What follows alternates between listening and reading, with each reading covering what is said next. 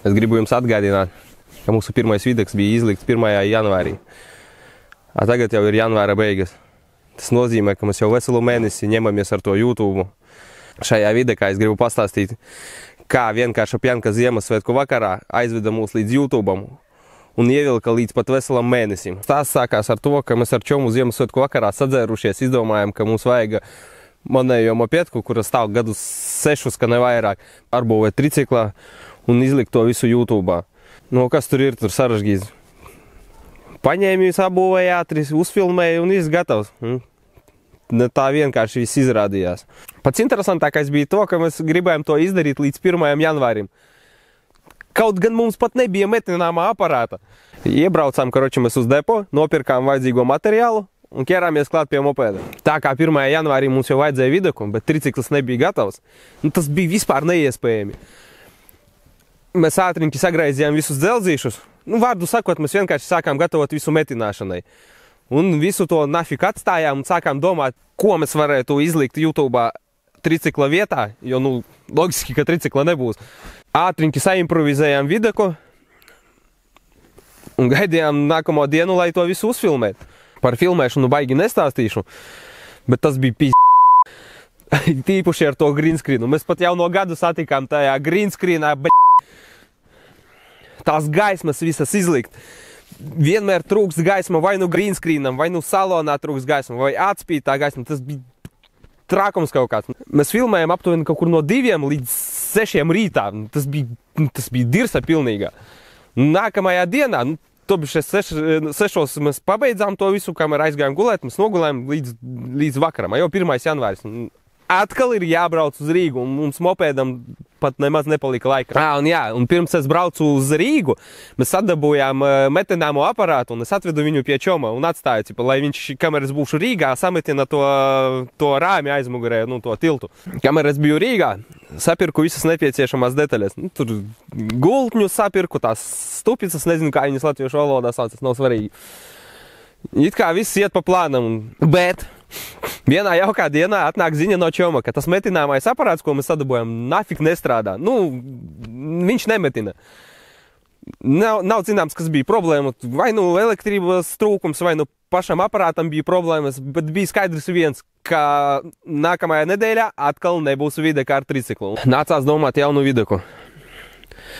Pasēžot mājās, pakasot galvu, es izdomāju oriģinālu ideju piesiet krēslu pie mašīnas. Tajā pašā vakarā es Marketplace'ā dabūju sludinājumu, kur atdeva krēslu pa brīvu. Tas ir starp citu šitais krēsls. Iebāzu viņu bagūzī. Piektdien vakarā atbraucu uz šejieni atpakaļ. Neteikšu, kur es esmu. Tie, kas zina, tas zina. Un tajā piekdienas vakarā atlikušajā es to krēslu atvedu pie čoma. Mēs ātriņķi sataisījām viņam platformu. Šeit tagad viņi ir sačakarēta, bet mēs tur dabojam finieri, visu pa vakaru vazājāmies, apkārt skraidījām, sataisījām to smuku platformu, to striki piesējām, uztaisījām viņam nelielu testu, pārliecinājāmies, ka viss strādā un gaidījām saulēknu, lai ātriņķi uzfilmēt vidaku. Viss it kā samērā gāja normāli, bet bija viena maza problēma, tas bija -20. Tie -20 mazums, ka uz cilvēku iedarbojas, ļoti nepatīkami. Bet par tehniku vispār klusēšu. Mums drons reizes 2 laikam kaut kur mežā nogāzās zemē, tāpēc, ka no sākuma viņš rāda 100%, kaut kur lido, un vienā momentā viņam izsēžas bača, un viņš vienkārši avārijas režīmā laižās zemē. Mēs 2 reizes skrējām meklēt to dronu. Beigās tā filmēšana mums aizņēma visu dienu. Un mopēdam mums ķerties klāt atlika tikai svētdiena. Bet svētdiena ir īsa diena, tāpēc, ka svētdien man ir jābrauc atkal uz Rīgu. Čo? Nepatīk? Tāpēc mēs paspējām sametināt tikai tiltu, un es atkal gāzu uz Rīgu. Kamēr es dzīvojos pa Rīgu, čoms atsūta ziņu.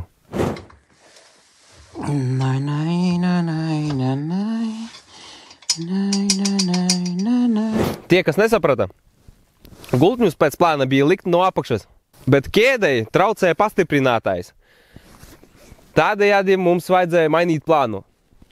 Mēs izdomājām uzlikt tos gultņus no augšas, bet augšā gultņiem traucēja amīšu stiprinājumi. Es sāku saprast, ka viss iet ne pa plānam, ka būs viss jāpārtaisa. Un pats galvenais, ka šajā nedēļā atkal nebūs videka. Te man kolēģi saka, ka grib brīvdienās izkustināt savu mersīti. A viņam tas mersīti stāv jau no vasaras nekustināts. Es domāju, vai viņu uzfilmējam, kā viņu izkustināsim?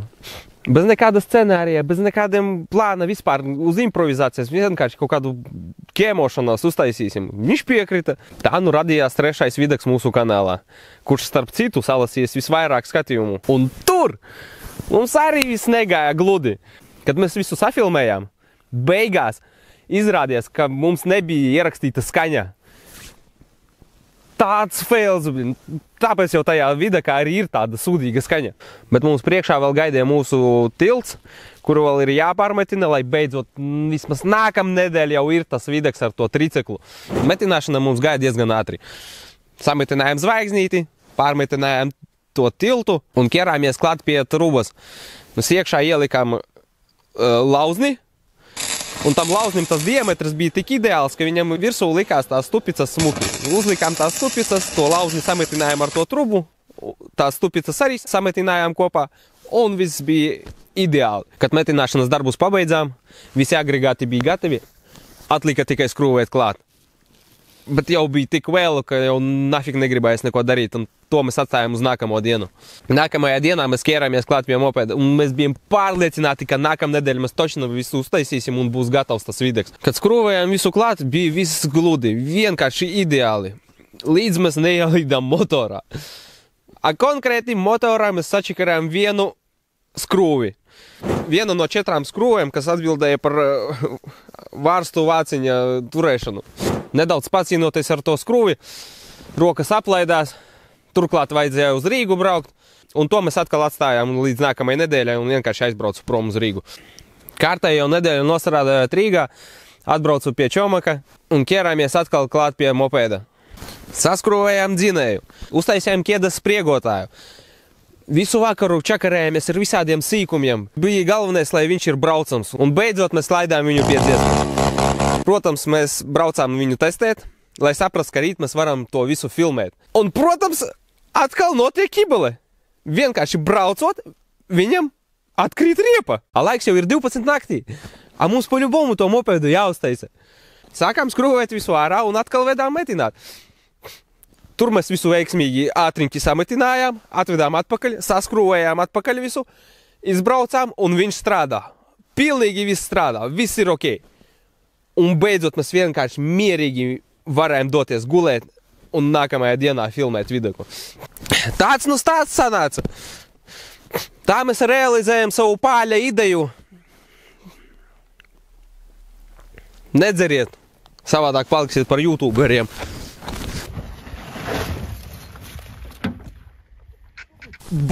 Говно наступил.